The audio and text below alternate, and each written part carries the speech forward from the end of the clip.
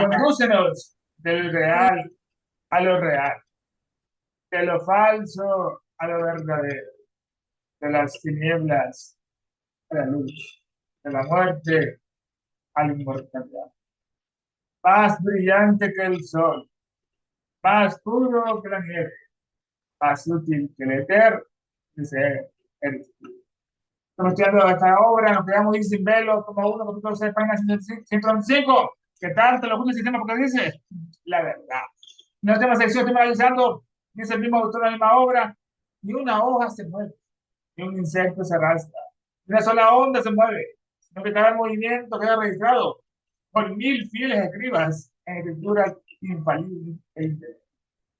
Esto es igualmente cierto para todo el tiempo pasado, del amanecer de la luz sobre este globo infantil, donde alrededor de su cuna colgaban las cortinas vaporosas hasta este momento. La naturaleza está ocupada fotografiando todo. ¿Y qué galerías de imágenes es la suya? Nos parece absolutamente imposible imaginar que escenas de la antigua Tebas o de algún templo de tiempos prehistóricos pudieran ser fotografiadas únicamente sobre la sustancia de ciertos átomos. Las imágenes de los acontecimientos están incrustadas en este medio omnipresente, universal y siempre repentino. Y los filósofos llaman el alma del mundo. Y el geólogo Denton, el alma de las cosas. El psicometra, al aplicar el fragmento de una sustancia en su frente, pone en relación su yo interior con el alma interior, el objeto que manipula con sus manos. Hoy en día se admite que la éter universal impregna todas las cosas de la naturaleza, incluso las más sólidas. También se está empezando a admitir que este preserva las imágenes de todas las cosas que suceden. Cuando el psicometra examina su espécimen, entra en contacto con la corriente de luz astral conectada con ese espécimen, que retiene imágenes de los eventos asociados a sus. Estos Estos eventos, según Denton, pasan ante su visión como la rapidez de la luz. Escena tras escena, se agolpan unas sobre otras tan rápidamente que solo mediante el ejercicio supremo de la voluntad el psicometra es capaz de mantener alguna en el campo de visión el tiempo suficiente para describir. Ahí nos queda la última sección y arrancamos. El psicometra es clarividente, es decir, ve con el ojo interno. A menos Ernesto, que, hermano, sí. en el último párrafo que leíste que dice que solo mediante el ejercicio supremo y de la voluntad del psicómetra, el psicómetra es capaz de mantener alguna en el campo de visión el tiempo suficiente para describirla. O sea, quiere decir, quiero entender que son tantas las imágenes que pasan que obviamente solamente alcanza a captar algunas, no todas. ¿A eso se refiere? Exactamente, aquí está dando la descripción de que solamente que tenga dice supremo la voluntad. Él puede ponerlas en pausa o en las imágenes para no vayan tan rápido, y así puede escribirlas más detalladamente. Solo mediante el ejercicio supremo de la voluntad, el psicometra es capaz de mantener alguna imagen, ¿no? En el campo de visión el tiempo suficiente para describirla. Pasamos rápido, como tú dices, hermano, en este caso. Gracias, gracias, Ernesto. El psicometra es clarividente, es decir, ve con el ojo interior, a menos que su fuerza de voluntad sea muy fuerte, que se haya entrenado a fondo para este fenómeno en particular y que su conocimiento de las capacidades de su vista sea profundo. Sus percepciones de lugares, personas y eventos serán necesariamente muy confusas. No está entrenado, ¿no? El psicometra, la lectura del alma, es claro evidente la facultad de ver con el ojo interno o la vista espiritual, la gran facultad significa la facultad de ver a través de la materia más densa, ¿no? Desapareciendo esta última voluntad y ante el ojo espiritual del bien, sin que sean obstáculos para ello el tiempo, ni el pasado, ni el presente, ni el futuro, ni la distancia. Es la verdad. Es la clarividente. Es decir, ve con el ojo interior, el ojo de Dagmar, como están en las estancias, el ojo de Dagmar, no se ven en las estancias del libro de Cian. El ojo interno o el ojo espiritual, el ojo que dispone el adepto más elevado, el Dagmar, ¿no? O más alto, el más elevado, es el ojo de Dagmar, más elevado. El ojo abierto de Dagmar es la facultad de intuición espiritual, por cuyo medio se obtiene el conocimiento directo y seguro. Facultad íntimamente relacionada con el tercer ojo. El ojo de Dagmar es lo mismo que lo que en la India se conoce como el nombre de el ojo de Shiva, el destructor, el ojo del diablo. El ojo de Dagmar, el adepto, ¿dónde estaba el ojo de Dagmar? Es una parte de la distancia, ¿no? ¿Dónde estaba ese ojo de Dagmar? El adepto más superior, ese Mahatma, más superior. El Brahma, el Brahma, el maestro. El psicométrico es evidente, decir, ve con el ojo interior, la glándula pineal, que fue atrofiada por el mal uso que son los humanos, la raza blanca y el amor, la atrofiaron, que todos sus deseos y pensamientos se materializaban instantáneamente, no tenían ese día Shakti, no fue sagrado que fue profanado, por este se atrofió esa glándula pineal en las futuras humanidades, para que solo con, dice ella, solamente uno, entre 1 millón, tiene esa facultad todavía, ese día Shakti, ese ojo abierto, esa glándula pineal, de materializar sus pensamientos. Si comer trata evidente, es decir, ve como un ángel, a menos que su fuerza de voluntad sea muy fuerte, que se haya entrenado a fondo para este fenómeno. La psicometría, ¿no? De las imágenes de la luz astral en el que se ¿no? No es tan rápido. Que se haya entrenado a fondo para este fenómeno en particular, que su conocimiento, a ver, su conocimiento de las capacidades de su vista sea profundo, sus percepciones de lugares. Como fueron los sueños, ¿no? Estamos en distintos lugares, percepción de lugares, de personas estamos también, y eventos que necesariamente muy confusos. Muchos de nuestros sueños son muchas personas, lugares bastante diferentes, todo es muy confuso en este sueño. Pero en el caso de la mesmerización, en la que se desarrolla esta misma facultad clarividente, el operador, cuya voluntad controla del sujeto realizado, puede obligarle a concentrar su atención en una imagen determinada durante el tiempo suficiente para observar todos sus minuciosos detalles. Vamos a la mesmerización. Hemos tenido bastante en el capítulo anterior. En el caso de la mesmerización, da fuerza, esa fuerza magnética para vincular personas en el caso de la mesmerización, allá dice hipnotismo, hermano, alertando en el PDF está mal, entonces mesmerización.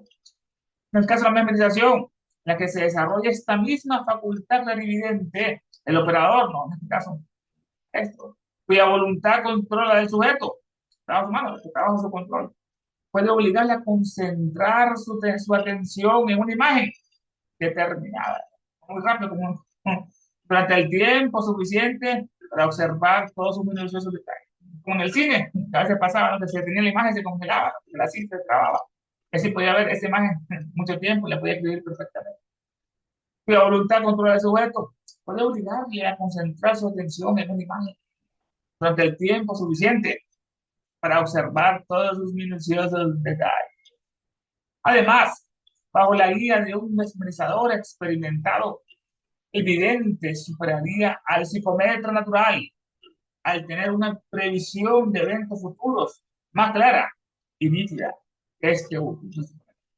De aquellos que pueden objetar la posibilidad de percibir aquello que aún no es, podemos plantear la siguiente pregunta: ¿por qué es casi imposible ver lo que será el futuro, ¿no? Que es recuperar la visión de lo que se fue y pasado y ya no existe.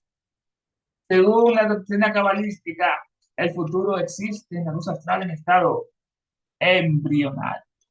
Al igual que el presente existió en estado embrionario en el pasado. Una de esas lecciones, esa cátedra. Además, bajo la guía de un mesmerizador experimentado como era Dupoteno. El vidente es aquel que puede ver cosas visibles e invisibles para otros. No, mira, duende. Aquel que puede ver cosas visibles e invisibles para otros, a cualquier distancia y tiempo, con su vista, percepción espiritual o interna. El vidente. Bajo la guía de un mesmerizador experimentado, el vidente superaría al psicometra natural. En una comparación, en este caso, el vidente supera al psicometra natural.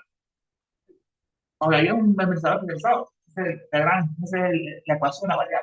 Además, bajo la guía de un mesmerizador experimentado, el vidente superaría al psicometra natural. Al tener una previsión, una profecía, un vaticinio de eventos futuros más clara y nítida que este último que el psicometra natural. De aquellos que puedan preguntar o que puedan objetar esa la posibilidad de percibir aquello que aún no es el futuro, ¿no? Que no es posible ver lo que todavía no existe, dice uno. Y aquello que pueden objetar la posibilidad de percibir aquello que aún no es. Podemos plantear la siguiente pregunta. ¿Por qué? Es casi imposible ver lo que será, que recuperar la visión de lo que se fue y ya no existe. La pregunta, puedo plantear la siguiente pregunta. ¿Por qué es más imposible ver lo que será? Futuro, ¿no? Que recuperar el pasado, la visión de lo que se fue, lo que se ha ido y ya no existe. Ya, ¿qué tan imposible es ver lo futuro como se ve lo pasado que ya no existe? Dice la otra traducción. Según la doctrina cabalística, que nos da la explicación, según el futuro existe. ¿Dónde? En la luz astral, en estado embrionario. Gran lienzo, ¿no? Al igual que el presente actual existió en estado embrionario en el pasado. Con la doctrina cabalística de la cábala, no es judía, la cábala era universal. Los que de la Caldea se apropiaron y se robaron ideas, diciendo que es suya, esa cábala, ese Zohar, el libro esplendor, los días franciscanos. La cábala era sabiduría oculta de los rabinos judíos de la Edad Media. Sabiduría derivada de doctrinas secretas más antiguas concernientes a la cosmogonía y a las cosas divinas. Sí, la doctrina secreta que nos regaló después, 11 años después, 1868, sabiduría derivada de doctrinas secretas más antiguas concernientes a la cosmogonía, como se llama con Génesis, ver cómo inglés la Génesis, y el segundo es la antropogénesis, que son concernientes a la cosmogonía y a las cosas divinas, a la teoría en este caso. Entonces, que se combinaron estas dos, la cosmogonía y la teología, para constituir una teología, ya degradada una teología, pues después de la época del cautiverio de los judíos en Babilonia. Han metido presos los judíos, los fueron los alemanes los únicos, en los babilonios hicieron.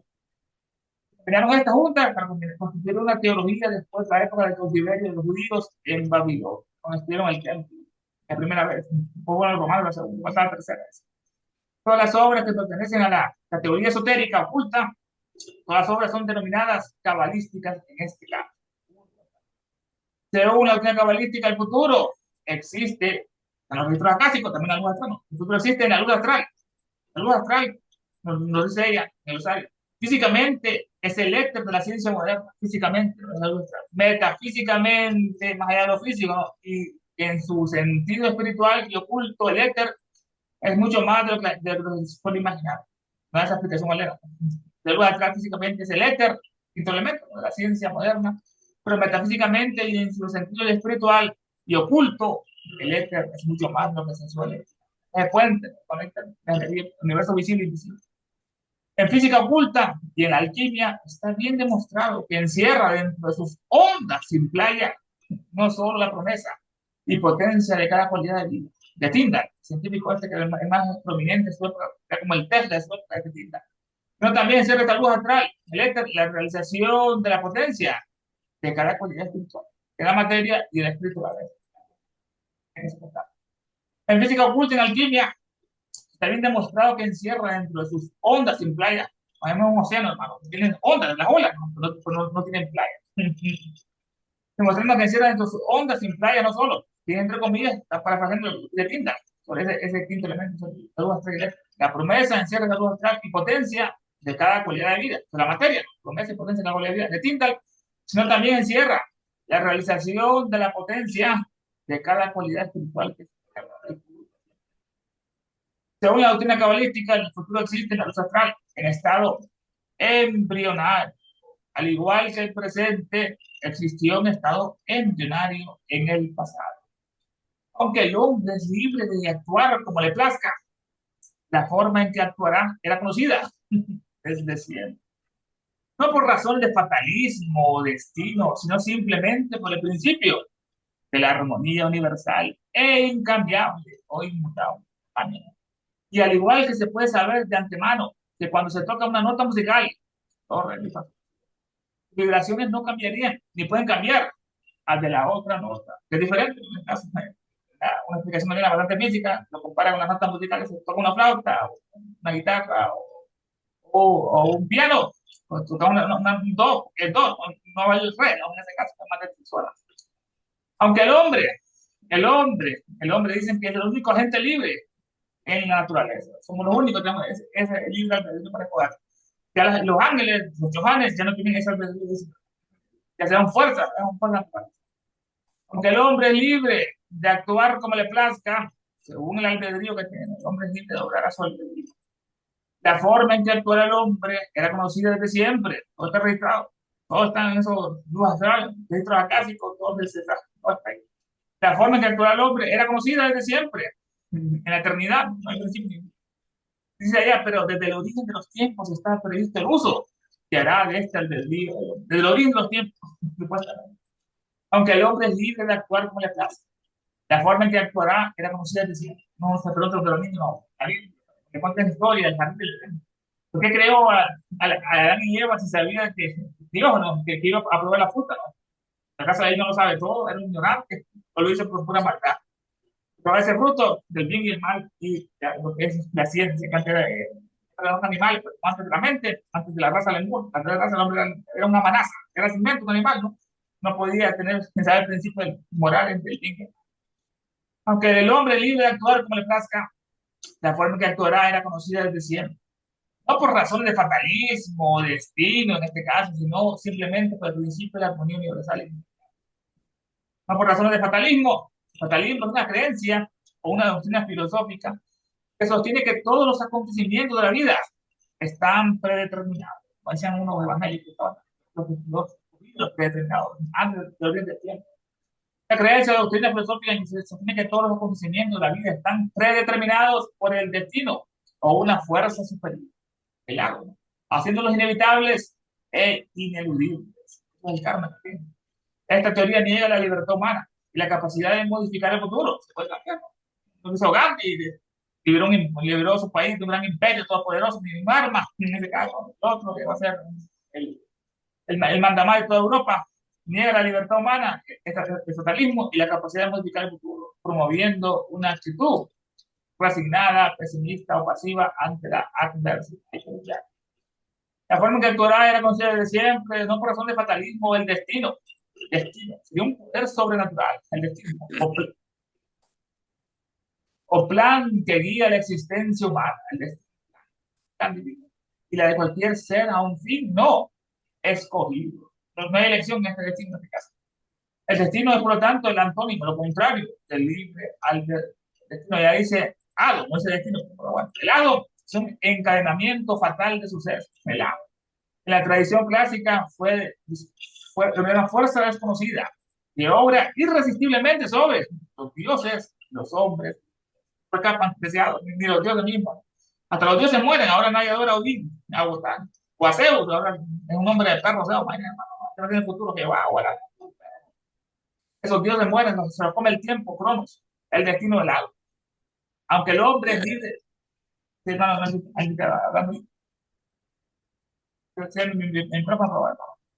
aunque el hombre es libre de actuar como le plazca, la forma en que actuará era conocida de siempre. No por razón de fatalismo o destino, sino simplemente por el principio de la armonía universal e inmutable. Esa armonía que hace que los planetas giren: Mercurio, Venus, Tierra, Marte, Saturno, Urano, Neptuno, y giren y no choquen entre ellos, porque no estarían en armonía, chocarán. Así de todo, esto está ordenado en este universo, este cosmos. Cada cual estamos moviéndonos en esta galaxia, la Vía Láctea, hacia el centro del universo, con tantos miles ni millones de planetas, y no chocamos así bruscamente por esa ley de armonía universal. Hay un cosmos. ¿Sí?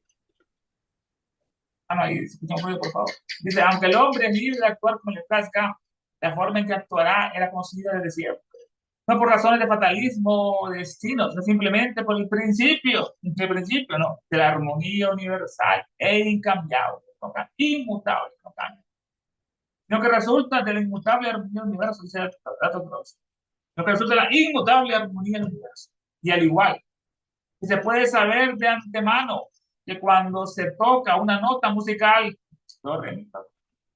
sus vibraciones no cambiarán, no cambiarán. Y pueden cambiarse a las de otra nota.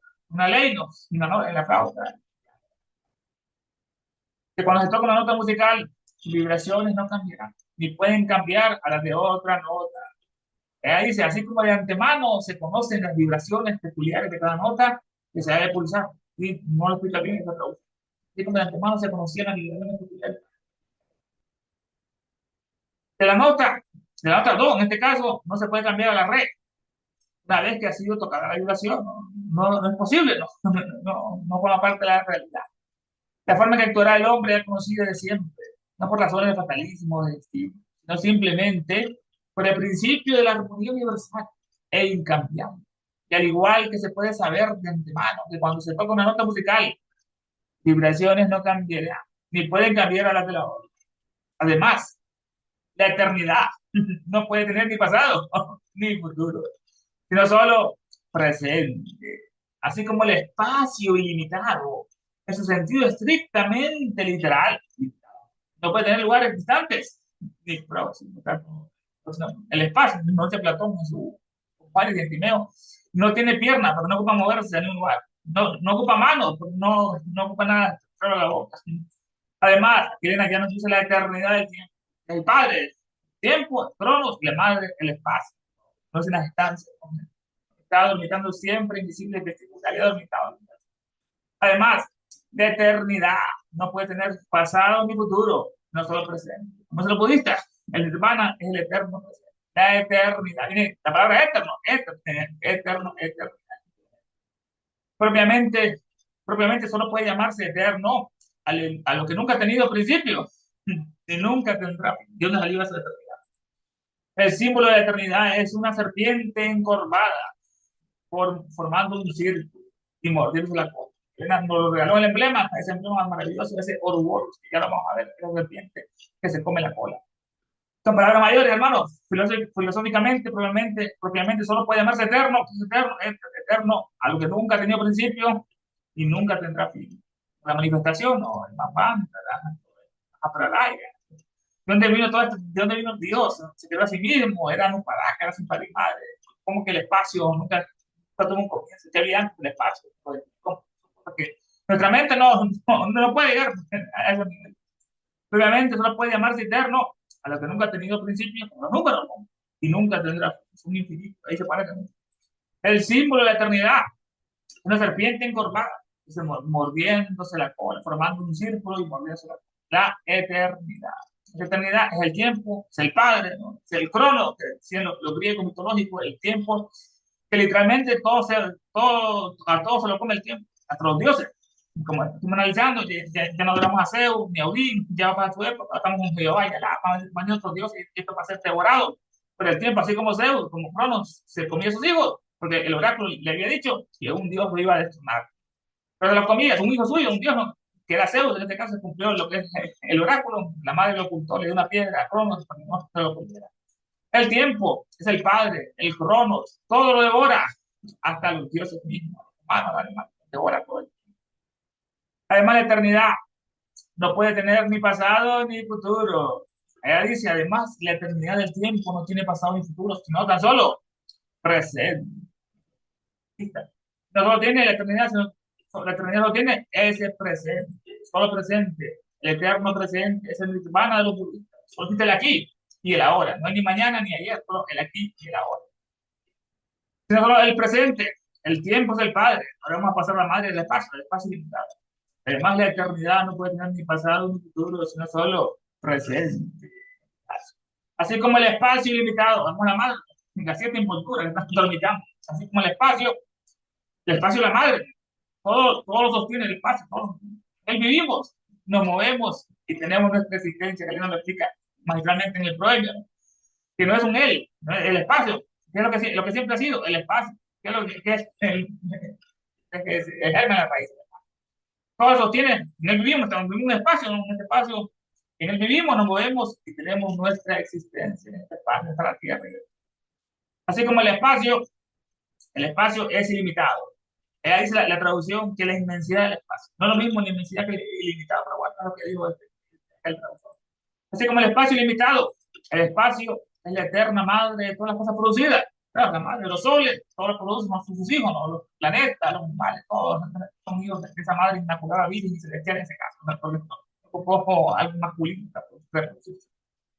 No solo el presente, así como el espacio ilimitado, en su sentido estrictamente literal, tiene límites ilimitados en este caso, se está expandiendo, dice los científicos. Este espacio limitado, estrictamente, en sentido estrictamente literal, no puede tener lugares distantes ni próximos. Todo está ahí. que la inmensidad del espacio hacia allá no tiene en rigor puntos cercanos ni lejanos en eso. Nuestras concepciones humanas, ¿no? En este caso deficientes, nuestras concepciones limitadas por la estrecha área de nuestra experiencia, intentan definir, si no un final, al menos un principio del tiempo, el Padre y el espacio de la Madre. Pero ninguno de estos existe en realidad, pues en tal caso el tiempo no sería eterno ni el espacio ilimitado. Quieren dar una magistral cátedra sobre espacio-tiempo en esta necesidad. Nuestras concepciones humanas, limitadas nuestra pequeña mente, nuestras concepciones limitadas por la estrecha área de nuestra experiencia, muy estrecha, ¿no? Es una gran verdad. Que nuestros conceptos también son infantiles, hermano, son antropomórficos de la divinidad. No estamos a la media como de humanos hoy en día, como es Dios.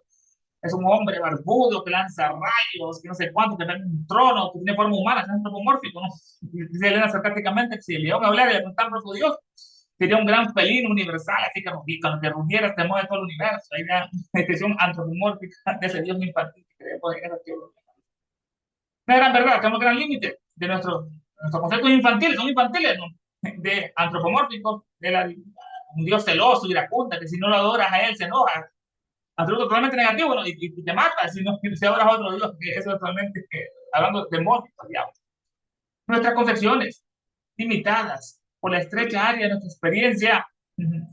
Ella dice, en el mezquino campo de nuestras experiencias, el mezquino campo de nuestras experiencias, nos esforzamos en concebir, si no el fin, por lo menos el principio del tiempo y el espacio. ¿Cuál fue el principio? Esto fue una inspiración de Brown, inspiró el universo. Y después inspiró el universo entró a través para larga, pam. Oye, Ernesto, Hermano, ahorita que estás leyendo todo eso, me vino a la mente cuando hay un pralaya, cómo se recoge todo el universo. no, hay distintos tipos de prolayas, hermano. Hay prolayas planetarios, hay prolayas del sistema solar, y hay también más prolayas que eso se abarca a todo el universo. Pero los anteriores dicen que queda todo como status quo, como en la noche, no se va a dormir, hay que dar todo status quo, y después ya revive. O lo compara con un animal que fue congelado, que en un momento que te congeló, es prolaya, ¿no? Y después cuando ya se vino el sol otra vez, compara con las iguanas, lo calentó y ya volvió a la actividad. Es la actividad del día, es lo que es la Okay, mantra, y el pralaya sería esa oscuración. Pero hay distintos tipos de pralaya, da esa explicación en otra parte. gracias. Ahora, Sí, o sea que un sistema solar puede estar en Pralaya mientras que otro no está en Pralaya. Ah, Entonces ya sí hay distintos, ah, sí, porque de otra manera no lo puedo concebir sí, sí. todo al mismo tiempo. Bueno, si hay un universal, como se dijo, el Maha Pralaya, que se le llama universal. Para nosotros, a lo mejor hay algo siempre activo y sabemos que el movimiento jamás cesa de existir, aunque aún en el Pralaya hay movimiento. Eso es lo que nunca cesa de existir. Es todo. gracias, hermano. El movimiento, ¿no? Movimiento Gra- abstracto absoluto, no sé en otra parte. Y el espacio abstracto absoluto. El movimiento, eso es la fuerza, ¿no? La fuerza es un modo de movimiento y el espacio es ese misterio, ¿no? Acerca de ese espacio que hablan. Nuestras concepciones, limitadas por la estrecha área de nuestra experiencia, intentan definir, si no un final, como se con los números, ¿no? ¿Cuál es el último número? No hay final, es infinito. ¿Cuál es el primer número? El 1, no. También hay menos 1, menos 2, menos 3 son negativos. Nuestras concepciones humanas limitadas por la estrecha área de nuestra experiencia intentan definir, si no un final, al menos un principio del tiempo y del espacio. Pero ninguno de estos existe en realidad. Porque en tal caso, el tiempo no sería eterno, como un principio, ¿no? Y el espacio no sería ilimitado. Nuestra mente está, bueno, ¿quién creó este universo? ¿Quién creó a Dios? Al menos al menos un principio de tiempo y el espacio. Padre y Madre. Pero ninguno de estos existe en realidad. No tienen principio, ni tienen fin, como los números, ¿no? Son exactos, son perfectos, no se equivocan, infinitos, no tienen fin, abstractos, quien ha visto el 1, al 2, al 3, nadie los ha visto, pero existen, son realidades abstractas, mentales, superiores, los números en este caso son superiores a todo el mundo material, es imperfecto, no es exacto, pero el número es suficiente. Y bueno, limitadas de nuestras posesiones limitadas por la estrecha área de nuestra experiencia, intentan definir si no un final, menos un principio del tiempo y el espacio. Pero ninguno de estos existe en realidad, no existe en realidad, no tiene principio. Pues en tal caso, el tiempo, el Padre, la eternidad del tiempo, no sería eterno, ni el espacio sería ilimitado. El pasado no existe más que el futuro, como hemos dicho. Solo nuestros recuerdos sobreviven. Y nuestros recuerdos no son más que los destellos que nosotros captamos de los reflejos de este pasado en las corrientes de la luz azul. Tal como el psicometra los capta de las emanaciones astrales del objeto que en él ya nos blanca otra vez al psicometra. El pasado no existe, no, ni el futuro, no, solo el presente. El pasado no existe más que el futuro en este caso. Como hemos dicho, solo nuestros recuerdos sobreviven, hermano. Queda registrado en esas planchas indelebles, en ese lienzo universal cósmico, en esos retrocásicos luz astral. Como hemos dicho, solo nuestros recuerdos sobreviven, lo único, en los eternos registros atrás. Y nuestros recuerdos, que son una habilidad increíble que compartimos, nos podemos recordar y visualizar cosas del pasado, ¿no? Una perfección. Miramos esas imágenes, lo hacemos inconscientemente. Nuestros recuerdos no son más que esos destellos o vislumbres, ¿no? Que nosotros captamos, esos destellos, vislumbres, resplandores vivos y efímeros, o ráfagas de luz que se enciende y amengua, o apaga casi instantáneamente. Una noche pura trae un trueno y ilumina esa oscuridad. No olvides el pasado no existe más que el futuro. Como hemos dicho, solo nuestros recuerdos sobreviven. Y nuestros recuerdos no son más que los destellos que nosotros captamos de los reflejos de este pasado, las corrientes de la luz, todo en esa luz. Nuestros recuerdos no son más que los destellos que nosotros captamos de esos reflejos, un espejo, reflejos de este pasado en las corrientes de la luz astral. Esas corrientes de luz astral, nos dice ella en el rosario, la luz astral es el anima mundi, el araña, ¿no? El taller de la naturaleza, el taller que se arregla todo y de todo el cosmos, tanto la naturaleza como del cosmos. Espiritualmente, lo mismo que físicamente, un taller físico y espiritual, y de todo el cosmos, es el anima mundi, la araña, algo universal, esa majada, hay todo que grabar. Nuestros recuerdos no son más que los destellos que nosotros captamos de los reflejos de este pasado, las corrientes de la luz astral. Dice, nuestra memoria refleja las imágenes grabadas en la luz astral. El éter de los pensamientos impresiona la luz astral y graba todo. El éter, los pensamientos, lo graba todo. Como el psicometra refleja las emanaciones astrales de los objetos palpados con sus manos. En nuestra memoria nos refleja, la memoria humana refleja las imágenes grabadas en esa luz astral. No están las imágenes en la luz astral.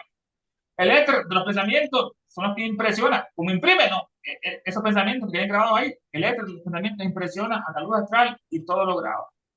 Como el psicometra, ¿no? En comparación, como el psicometra refleja las emanaciones astrales de los objetos, las refleja, ¿no? Vienen a su mente, con las palpas, esos reflejos, esos objetos palpados. El pasado no existe más que el futuro. Como hemos dicho, solo nuestros recuerdos son.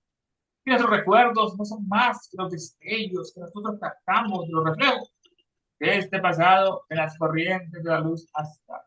Tal como el psicometra los capta de las emanaciones astrales del objeto que él sostiene en su mano. Por eso, tal como el psicometra es la medición del alma, como analizando en otras sesiones, muchas en el psicólogo Delton, su esposa, su hermana. El hecho de leer o de ver no con los ojos del cuerpo físico, sino con los ojos del alma, con la vista interior.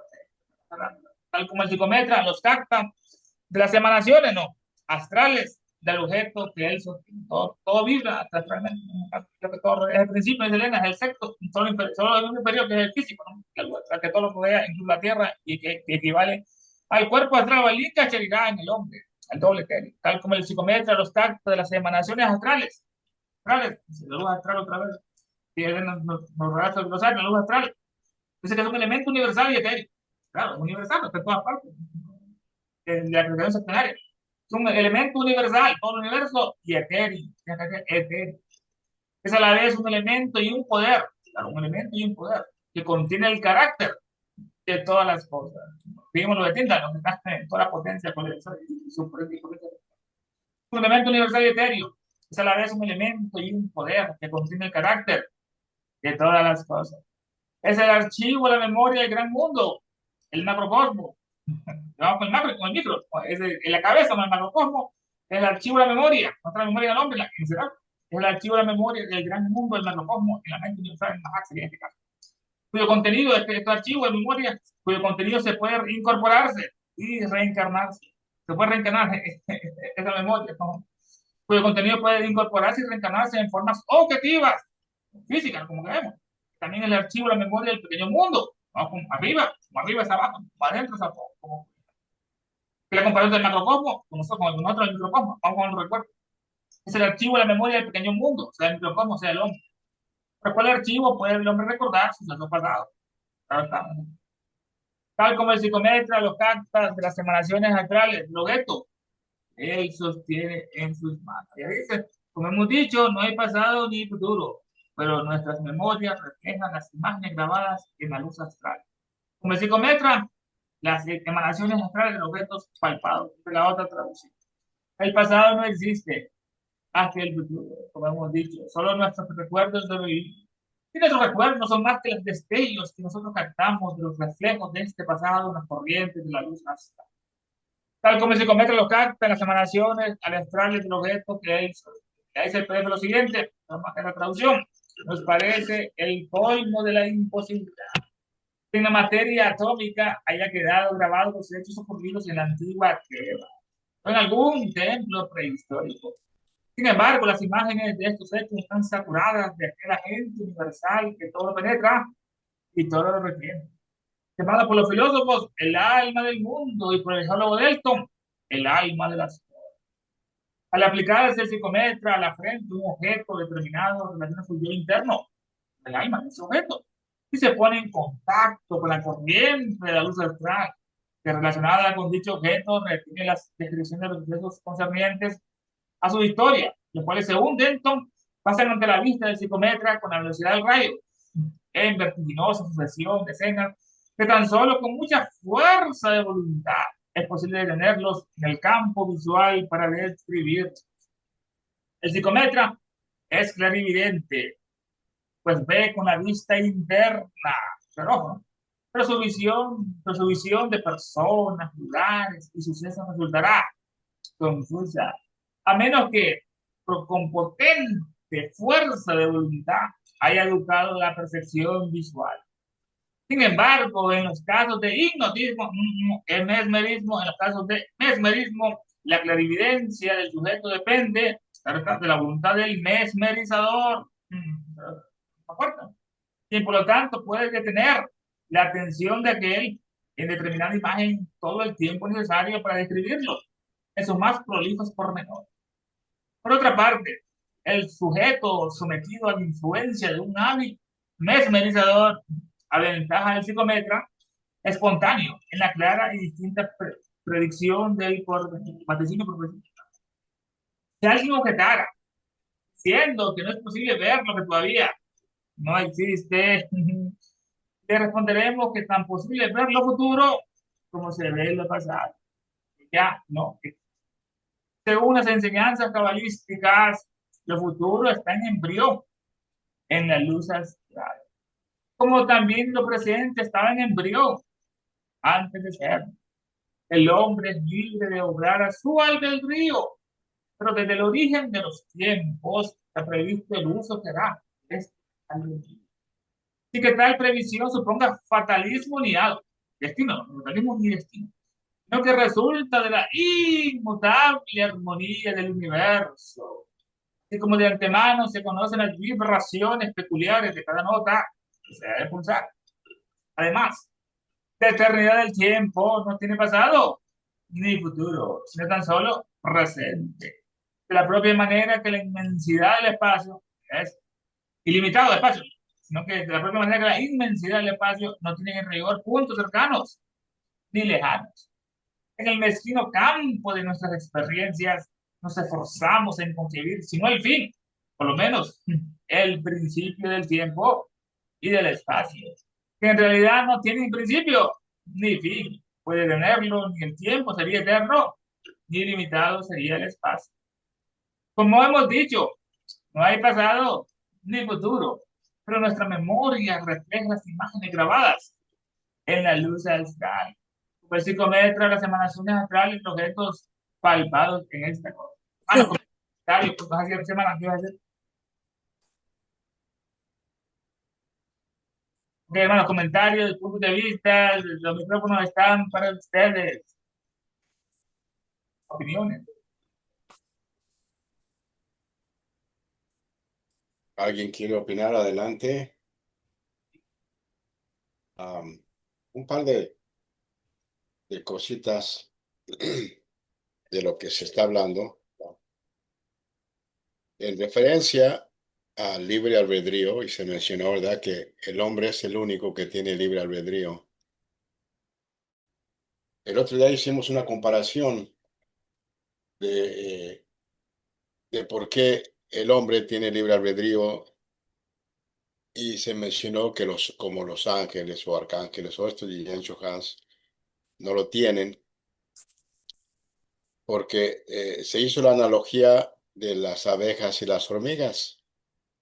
Vemos que entonces en el conjunto de las abejas, todas trabajan para el beneficio del grupo, ¿verdad? De la reina del grupo. Lo mismo de las hormigas. No tienen individualmente un libre albedrío, porque ya trabajan diríamos, para el todo. En este caso, los Yacho Hans no tienen el libre albedrío como nosotros, porque trabajan para el todo. Ahora, su individualidad es la individualidad del grupo completo. Por eso, como individualidades, entonces diríamos, una entidad muy grande en la cual muchas entidades funcionan sin libre albedrío, pero para el beneficio de todos. Esa es una analogía, ¿no?, que al menos a mí me ha servido para entender cómo es que nosotros tenemos ese libre albedrío y en este caso los Yan Shogas, ¿no?, ¿verdad? La analogía de las abejas y las hormiguitas, se podríamos decir que en su estado no tienen libre albedrío individualmente porque trabajan todas para el bienestar de todo lo demás. La otra cosa que se mencionó, ¿verdad? Esta parte eterna, ¿verdad? Donde no hay tiempo, espacio ni duración. Perdón, hay duración solamente, pero no hay tiempo y espacio. Entonces, lo que tenemos nosotros, eh, porque se mencionó algo que es para siempre, ¿verdad? Lo que tenemos se le llaman apariciones periódicas. En las apariciones periódicas, que es el Manvantara, ¿verdad? Es una aparición periódica, porque son para siempre también. Durante ese lapso es cuando tenemos presente, pasado y futuro en las apariciones periódicas. Y claro, no, ya se mencionó la idea de los diferentes pralayas también, pero ya se habló de que son relativos, diríamos, aunque viene el pralaya de Brahma, ¿verdad?, que simboliza el universo, así como el pralaya de las cadenas planetarias, en fin. Bueno, eso era todo. ¿Alguien más que quiera comentar? Adelante.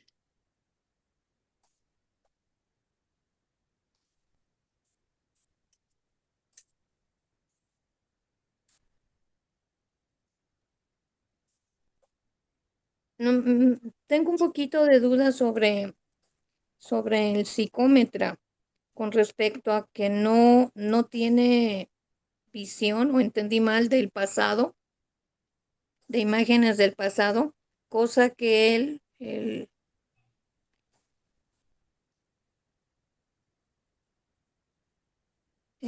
¿cómo se llama? Mesmerizador. Mesmerizador, ese sí, él sí tiene esa capacidad, ¿sí entendí bien? Bueno, el mesmerizador, a quien mesmeriza, puede hacer lo que se enfoque y por Esa es ende la es pregunta. el, ¿Eso es lo que determina es el mesmerizado, tiene más, diríamos, influencia del más forma mesmerizador? de tener ciertas imágenes gracias a el mesmerizador. Por eso dice que el mesmerizado puede ver más allá de un psicómetra. Por eso dice el psicómetra solamente tiene, de acuerdo a su fuerza de voluntad, puede detener ciertas imágenes. Obviamente, si es un psicómetra, super psicómetra, entonces puede detener las imágenes más que uno que tenga ese don menos desarrollado. Pero sí, eso fue lo que nos dice aquí, lo que tú entendiste, de que el que es hipnotizado puede ver las imágenes mejor que el psicómetra debido a que es hipnotizado.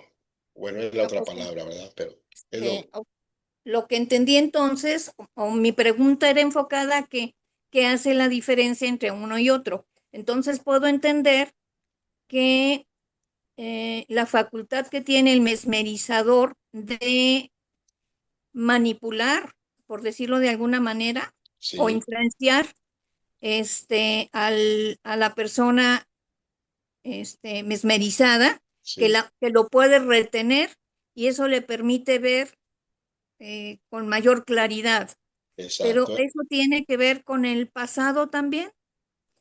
Es eso también porque que puede ver más el pasado que cosa que el psicómetra no. O ahí estoy confundida. Es lo que se entiende porque si tiene un campo más amplio para ver, puede ver cosas del pasado o del futuro. No saber qué nos dice Ernesto. En este caso, hermana, aquí hace una comparación sobre el psicometro natural con una persona que hemos visto en otras sesiones, un membrizador que tiene una gran fuerza de voluntad y por eso puede ser que la persona que está membrizando pueda ver el pasado, pueda ver el futuro más detalladamente y las imágenes tienen más lentamente, las puede tener y las puede escribir más perfectamente. Ahí, arriba nos decía que solamente un psicometro que se haya esforzado y trabajado con esa fuerza de voluntad por ese tipo de cosas, pero no es la mayoría de los casos. En este caso, el memorizador, con la persona que está memorizando, puede ver más fácilmente esa gran evidencia, la puede desarrollar en el sujeto que está bajo su control. No sé si todo claro, hermano. Sí, gracias.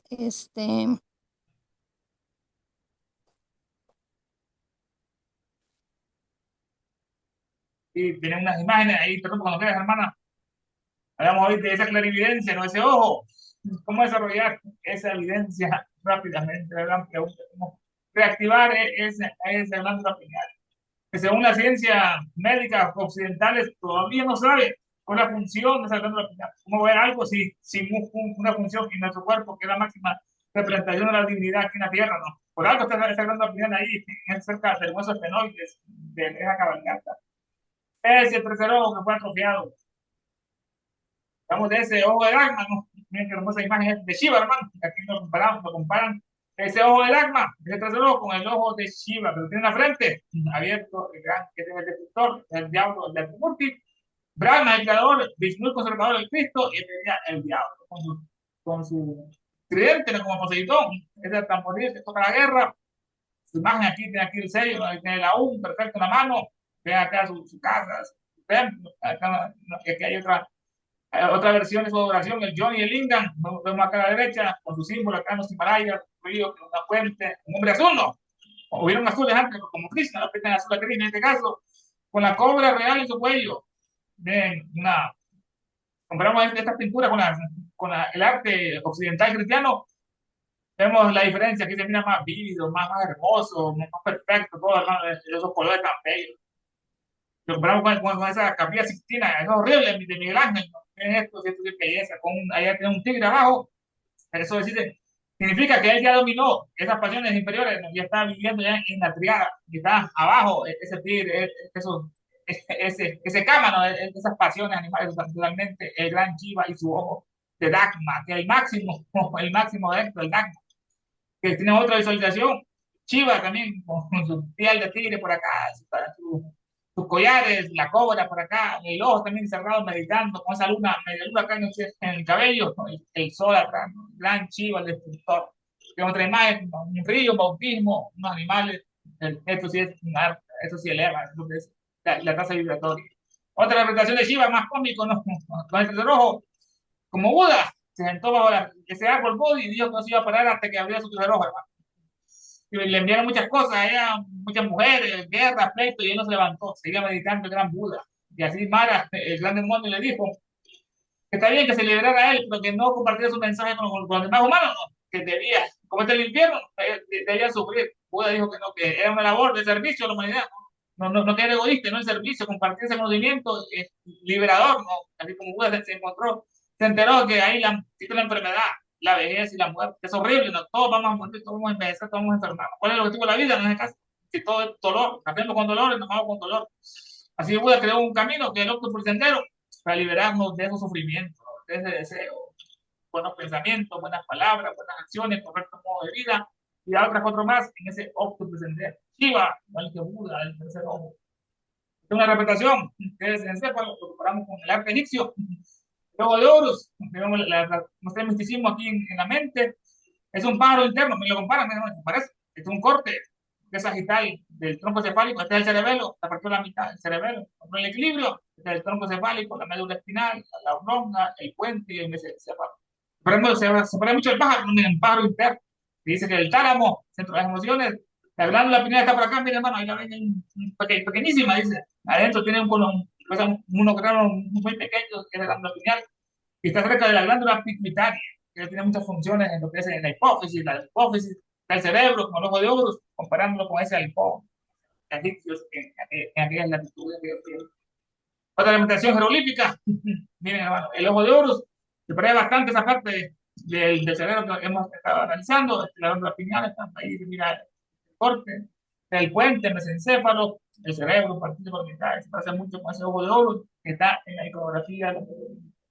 Cuando Cambises, rey de Persia, conquistó Egipto, le pidió a los sacerdotes que le explicaran todos esos símbolos que había en los obeliscos. Entonces ellos se negaron. Porque revelaban los misterios de ellos, ahí se revelaban en esos jeroglíficos de los obeliscos, totalmente solares. Cambises se enojó y mandó a matar a todos los sacerdotes que encontraba y a destruir cualquier obelisco que apareciera por ahí. Cambises, el destructor de Egipto. Aquí tenemos la representación, los distintos chakras, elevándose, una serpiente que debe elevarse de Kundalini y debe explotar en la cabeza con cabeza de león, como lo representan los gnósticos en su joya cristiana, las 7 vocales de ese Oeau, que son una serpiente con cabeza de león. Es la superior, la violeta, lo que es más, el color más elevado, y violeta en este caso vemos la garganta, el corazón, el estómago, los distintos chakras que están en el chichuma, vida y vida. La pineal, hay que esforzarnos, tratar de abrir estas energías. Y vamos a hablar un poco de la profecía, de los vaticinios, que lo comenta bastante a Emanuel Swedenborg, que él era un gran clarividente, pero también tuvo sus errores, cuando él describía cómo eran los habitantes de otros planetas, como la cadena, ¿no? Él describía que estaban vestidos con la misma ropa que la Europa medieval. No se confundió Selena, el gran clarividente, Emanuel Swedenborg. Una vez estaba él ahí hablando con sus amigos en París y de repente se detuvo y les comentó que había un gran incendio en Estocolmo, que era su capital de Suecia, un incendio devorador que destruyó casi toda la ciudad. Y entonces en ese tiempo no había radio, hermano, no había telégrafo, y los días se enteraron en París que todo lo que dijo Waldenborg aquella noche ocurría en ese exactamente. Era un gran clarividente, lo que es Waldenborg, que podía ver eso en la luz astral, en los registros acásicos, por esa doble vista que tenía en la parte Emanuel Swedenborg. ¿Qué tema la cábala? Hablamos del misticismo, en este caso, de que decía la cábala que el futuro está en embrión, así como el presente lo estuvo antes, en embrión. La cábala, que no es judía, es universal, es de los caldeos, de los mayas, los aztecas, los egipcios, hay una cábala universal. Y esto no han lavado el cerebro, ¿no? Que los sefirotes, que el Keter, la corona, que el Digna y que Chokma, la sabiduría y la inteligencia, está en la cabeza, ¿no? Pues viene lo que es el Tefiré, lo otro, la belleza, la misericordia y lo que es el temple en el pecho, la fundación abajo. La guía definitiva, dicen ellos, para los principiantes que deseen comprender la cábala hermética y judía, junto con el poder del misticismo, esa cábala. Estas son imágenes que le gustan a los judíos, ver el bien acá y el mal acá en el agua reflejado, ¿no? Ese monstruo que es el judío, ¿no? Y Jehová, ese monstruo que tiene totalmente dominados a ellos, pero mataron a Cristo, porque Cristo no adoraba a Jehová, no ni a Yahvé, ni a Jireh, ni a una terminología del Antiguo Testamento, porque Jesús se liberó, se fue a la India, se fue al Tíbet, y ahí conoció la verdad, y después se fue a predicar, a cumplir su destino, regresó a Judea a los 30 años, donde Juan lo bautiza, y a cumplir su destino, donde era la muerte de esos judíos, de esa sangre y tanto. Y todavía lo siguen odiando a Jesús. Ellos prefieren el ojo por ojo de Moisés, diente por diente, que el verdadero evangelio en este caso. Una figura. Arriba tenemos una serpiente, hermano, se aprecia poco, que están mordiendo la cola. El Ouroboros, esa eternidad del tiempo, ese tiempo, ese Ouroboros, otro símbolo universal. La cábala, están ellos, dice que el blanco Jehová, guay, la cabeza, el ojín, el queta, la corona, arriba la queta, el anso, que es lo no cosa, ¿no? Es lo espiritual, es como el parabrahma, ese enso, dicen ellos en la cábala, es no cosa, porque no es materia en este caso. Y abajo viene lo que es el Séfira, que el Séfira es la madre de todos los sefirotes, y hasta ahí se van descendiendo esos sefirotes, ahí en la India le dicen Prayapatis, los zoroastrianos le dicen Amaspenta, y así tienen su terminología diferente según la cultura. El Ensof, la no cosa, la superior, es el parabrahma, tiene la corona, que ellos dicen el macroposopos, y el microposopos, la gran cara y la pequeña cara, la gran paz. Este es lo que es ya lo que es el Keter, la corona, y acá está lo que es el Chogma, sabiduría, la inteligencia femenina, masculina en sabiduría, inteligencia, es la primera entrada de ellos, Sépira, le ponen la Chequina, Chogma, el mundo de la superalma. Pues viendo que el pecho, ahí dice el DAC, que está la belleza en el pecho, ¿no? La belleza, está la misericordia, mercy, misericordia, la templanza o la severidad. Y abajo, en el micropógono, tenemos lo que es la fundación, la parte esta, también la gloria y la victoria. Eso le encanta a los cabalistas, esas visiones antropomorfas. El Zohar, el libro del esplendor, un libro de bastante conocimiento, que Lina lo va a analizar en que tomo cuatro otra obra, sobre el rabino que lo escribió Simón Ben Ibachi, el hijo de Simeón, ¿no? El hijo de Ibachi, Simón, que igual místico, que se fue a una cueva a vivir por muchos años, porque lo estaban persiguiendo esos judíos siempre, los fariseos, porque se dieron cuenta, y como Jesús, así que este Simón tenía conocimiento secreto de la mercaba, no de la cábala, de la mercaba, y le hacían ser posicionario de esa palabra mística, por lo cual Jesús obraba milagros, caminaba sobre las aguas, sanaba a los enfermos, porque Jesús descubrió una clave, por eso los judíos lo estaban persiguiendo, pues, el saber es poder, los judíos son unos grandes asesinos, hay que comparten todo y gratuitamente, como Tesla, lo quieren asesinar como pasó con JP Morgan, con Alba Edison, que le robaban la patente al gran Tesla, porque quería que la electricidad fuera totalmente gratuita, así como la descubrió para mejorar la humanidad. Estos mercantilistas ganaron momentáneamente. La destrucción de Judea, los judíos van en cautiverio, hermano. No fue Hitler, ¿no? El que inició con ese odio a los judíos. Ya los babilonios lo conquistaron, esa raza perversa. Después, cuando mataron a Cristo, nos dice Elena que Apolonio de Tiana fue mandado por la fraternidad a ir a Judea para ajusticiar a ese pueblo maldito. Y ahí, así conoció el Apolonio, buscó un general que lo destruyera, Jerusalén, que fue Tito, en el año 70, en la profecía, destruyeron por segunda vez el templo, esta fue la primera vez, Nabucodonosor en Babilonia, y llevaron a los judíos en cautiverio por su gran maldad. No pasó por con Apolonio con Tito, ahí tenemos otra visión de la destrucción del templo, de los babilonios, y van todos los judíos al cautiverio. Después pasó el comienzo de la diáspora, Jerusalén fue destruida en 70 después de Cristo, esa ciudad nunca fue suya, fue una gran invasión de estos judíos de cananeos, Josué, Moisés, todos esos grandes asesinos, Saúl, David, fueron las tres prometidas. Las tres prometidas tenían muchas personas que vivían ahí. Y en vez de vivir armónicamente todo ello, como pasa en Estados Unidos, ¿no? Que ahí hay libertad de religión, hay templos, como dice el hermano, paguadas para cada rato, de estos orientales. No, ellos querían la destrucción, matar a los otros, porque dicen que son el pueblo elegido, son ellos. Los que no son judíos, ellos dicen que son animales. Por eso, imagínense, los animales son goy, dicen goy, efectivamente. En el mundo es una pintura de la destrucción del templo, y se van los judíos para Babilonia al cautiverio por su gran maldad que tenían en este caso, el judío. Ahí están llorando los judíos en el río Éufrates, que están en la Mesopotamia, entre el Tigris y el Éufrates, porque están recordando al río Jordán, cómo partieron todos. ¿Cómo es posible que Dios los abandonara? No, supuestamente que es el Dios verdadero de ellos. ¿Por qué permitió la destrucción? Si ellos habían sometido a Faraón y sus plagas, como Moisés, ¿qué pasó? Su gran maldad de estos judíos en este caso. Este es el éter, el quinto elemento que estamos analizando, la eternidad del tiempo. El quinto elemento que unía el cielo y la tierra es el puente, ¿no? Como dicen los nórdicos, es el Bifrost, es el arcoíris, lo otro es el cielo y la tierra. La eternidad. El puente entre el mundo visible e invisible, ahí todo se le queda grabado como sofá. La representación alegórica del cuerpo astral de un gran sol que salen sus rayos, sus luces y van a otros cuerpos astrales ya más humanos, ya más antropomorfizados. Esta visión del cuerpo astral y la luz está en el ser humano. Esta otra, como dice ella, Ernesto, sí, hermana. perdón, pensé que ya habías acabado.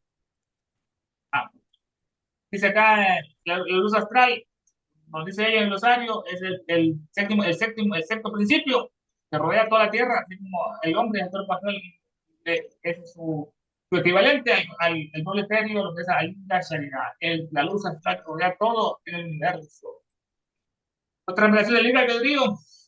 Si vamos a un camino está la virtud, si vamos por el otro está el vicio. Uno podemos elegir.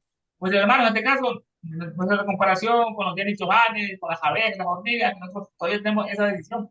Pero aquellos son jerarquías superiores que ya escuchan, ya trabajan por el todo, ¿no? Todos somos parte de esa colmena, de ese gran hormiga, en este caso, o las abejas. Libre albedrío tenemos los humanos, la libre elección de hacer el mal o hacer el bien, ¿verdad?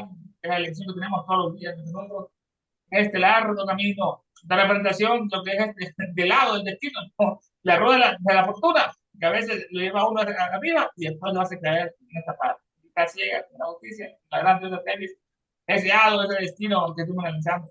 Ya en comienzos de otro siglo anterior, lo que era el destino manifiesto, quiere decir que Estados Unidos había sitiado a Norteamérica, como nos dice Elena, que ahí van a ser la próxima raza, pues, van a ser ahí en Norteamérica, la sexta subraza de esta raza quinta y la séptima va a ser en América del Sur. Para eso faltan miles de años. Nos dice Elena, mira a los norteamericanos, cómo ellos se han hecho una raza subgéneris, que han trabajado esa tierra. Y aquí una revelación del destino manifiesto, una doctrina que decía que ellos traían lo que es el tren, el telégrafo, la luz, y acá al oeste de Estados Unidos, que no era de ellos, están viviendo los salvajes, en la oscuridad, los indios, y están corriendo la luz. No les gusta, en este caso, y están en el arado del trabajo, este es el destino manifiesto, que es una doctrina morro, que dice que América es para los americanos. ¿Para cuáles americanos? Es la gran pregunta, el destino manifiesto. El Ouroboros también se lo comentó un poco acerca de la eternidad del tiempo, que es un símbolo que repite muchas culturas, muchas tradiciones, así como la esvástica. Encontramos en la isla de Pascua, ese gran estatuas en la parte de atrás tienen esvásticas, en los aztecas también hay esvásticas, en los mayas hay esvásticas, así como este Ouroboros es el ciclo, la eternidad del tiempo, que se muerde la cola de los ciclos que debemos de salir de este samsara, ¿no? Donde estamos atrapados en el círculo de samsara, como decía Buda en este caso. El emblema, un regalo que Elena nos hizo, ella tenía un emblema familiar, no, parecido a este, que ahí fue la idea que tomó, donde se puso distintos símbolos, después lo unió en ese emblema, le pidió permiso a un paja en la India, que quería ese lema que dice, no hay religión superior a la verdad. Satya Nasta para Dharma, en este caso está en sánscrito. Tenemos los símbolos, la Tao egipcia, el hexagrama que no es judío, de la India, los judíos fueron expulsados de la India por su mal comportamiento, eran pares, eran depravados, los deportaron de la India. Abraham quiere decir no Brahman, tiene la A, y fue Brahma, Abraham era un depravado, el padre de todos ellos, de los judíos y los árabes, tanto se oye porque son iguales, de Ismael y de Israel en este caso. Telepástica que está más arriba, ¿no? Que es frente al sol aquí, la fuerza fugástica, el sol, está arriba, le abajo está la tierra, la serpiente, el orugo, está la cola del tiempo, y afuera la manifestación está el símbolo más poderoso que es el aún, la palabra. Esa palabra. Dice que si la encontramos, la palabra que está en el Tíbet, de Tartaria o está en el Tíbet de Tartaria o la Mongolia, el hombre se hace casi un dios todopoderoso aquí en la tierra con esa palabra misteriosa. Incluso se puede evitar la segunda muerte que estuvimos realizando con esa palabra, con esa palabra. Buda, contamos un poco acerca del hombre que habló el Ojo. Aquí estamos sus discípulos, el iluminado, el gran Buda, que compartió el mensaje, el gran Siddhartha Gautama Siddhartha. Hablamos del Nirvana, ¿no? Que el Nirvana para los budistas, el eterno presente. Ellos no creen así en esa angelología, los ángeles están tocando en un concierto eterno ahí con violín, donde uno debe renunciar a ese cielo cristiano que es muy aburrido y tan depravado, están cristianos los ángeles, no deja la Buda. El hombre dice que Asia se le rindió. Elena le encantaba leer hasta nos dijo que en su conmemoración suya leyéramos la luz de Asia, decir, muy legarnos, la luz de Asia también nos mandó ella.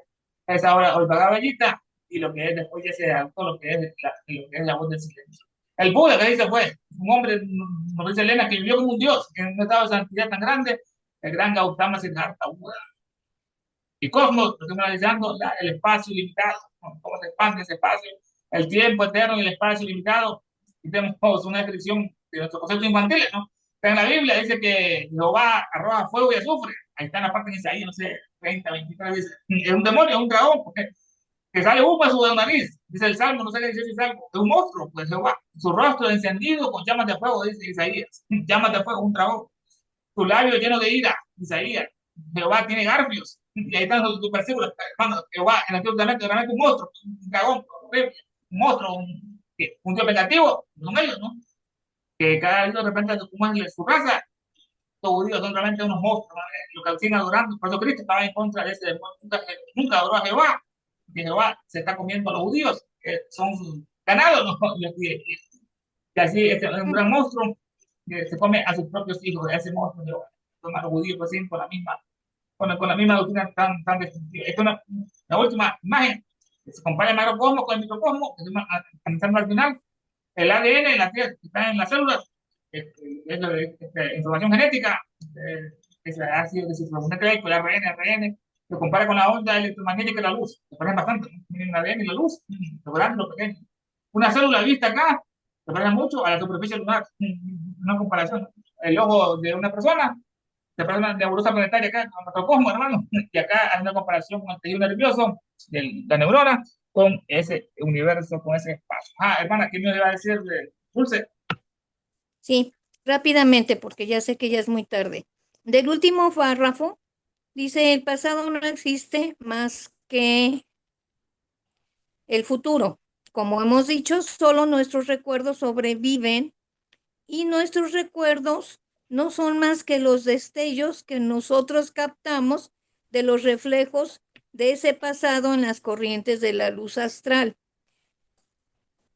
Por ejemplo, cuando nosotros recordamos imágenes de nuestra niñez, ¿las estamos viendo en realidad en el plano astral? Esa es mi pregunta. Sí, exactamente, hermano. Tenemos ese poder, lo compartimos con los animales. Debemos recordarnos, pasar otra vez a través del corazón, recordar, recargue, la palabra en latín. Pero eso es un poder superior que tenemos nosotros. Debemos visualizar consciente y inconscientemente esas imágenes. Como tú decías, uno recuerda la niñez muy hermoso, con nuestros amigos, nuestra familia, pasamos, viajamos a la playa, íbamos al parque. Y también esa imagen tan exacta y tan vívida en ese caso, ¿no? Es la explicación que estamos viendo las imágenes que están grabadas en esa luz astral o en esos registros acá. Ok, gracias. Que antes hablaban del Samalón y el de Bachán, y una lo explica, bueno, el hermano nos dio la clase de Sofía, que bella parte esa de la explicación, que es un libro que Elena escribió para todas las personas, para que los teólogos puedan enseñar y aprender a la vez. Esos son estados de conciencia, ¿no? Ya el cuerpo no está, ya hay una separación de principios, ya no está el prana, ya no está lo que es el cuerpo astral, solamente está el kama, el manas inferior y superior, para dónde va a ir, es la separación de los principios. Son estados de conciencia como la mente de los egipcios, la mente. Los principios inferiores se van desintegrando. Y ahí, antes habló de que esos cataclismos, esas epidemias, esas enfermedades son origen de la maldad que hay en el ser humano. ¿No? Esa mismo karma, la humanidad produce ese mal karma de naciones, o países, o continentes, o como pasó en la pandemia, en toda la tierra, es mal karma. La segunda muerte, que estuvimos analizando, hermano, que hay una forma, el gran nos dice que hay una palabra que el que la aprenda evita esa segunda muerte, que es la desintegración del cuerpo astral. Bueno, preguntas, comentarios del estudio de esta noche, los que están para ustedes.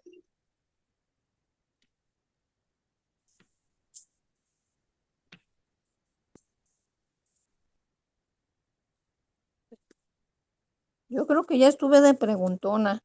No, no, qué bueno que preguntas, porque a veces algunos dejamos pasar cosas por desapercibidas y no preguntamos.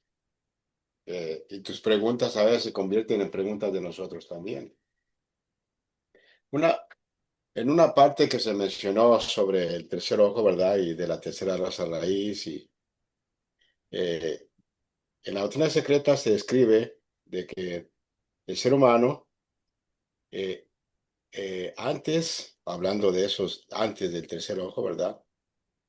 El ser humano era más espiritual, pero menos inteligente. Entonces, debido a toda esta, diríamos, involución que a veces se le llama, es siempre por un propósito, ¿verdad? Este propósito de impulsos naturales del karma. Entonces, aunque parezca malo, que claro, aunque estamos supuestamente atrasados, ¿verdad? En la evolución de cómo debiese ser, pero sin embargo la idea de que éramos más espirituales, menos inteligentes, ahora somos más inteligentes y menos espirituales. Entonces, el objetivo es de que el ser humano ahora a través de este descenso de la espiritualidad, que se haga más inteligente y luego también más espiritual. Por ende, al final de estos ciclos, ¿verdad? Entonces el ser humano se convierte en un ser espiritualmente inteligente o inteligentemente espiritual. Entonces, esa es la idea, ¿no? De estos ascensos y descensos y ascensos de, de la vida en el ser humano.